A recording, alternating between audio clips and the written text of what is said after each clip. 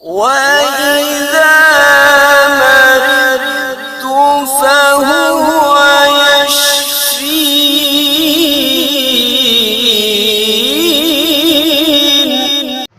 बिस्मिल्लाहिर्रहमानिर्रहीम। सैयदना करीम सल्लल्लाहु अलैहि वसल्लम। मैं हूँ होम्योपैथिक डॉक्टर ज़फ़र हमीद मलिक।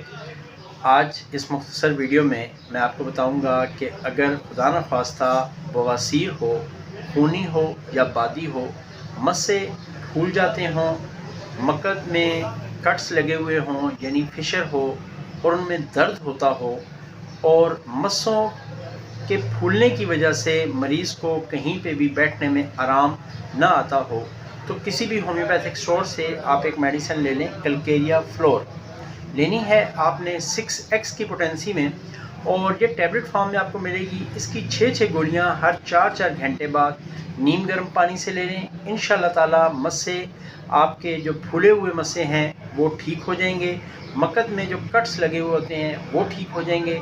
इंशाल्लाह ताला आपका जो मकद में दर्द होता है जिसकी वजह से बैठना मुश्किल हो जाता है वो ठीक हो जाएगा। ऐसी वीडियोस को एज अ सदका जारिया दूसरे लोगों से शेयर कर दें। हो सकता है आपके शेयर करने से किसी का भला हो जाए। Thank you very much. अस्सलाम वालेकुम रहमतुल्लाहि व बरकातुहू।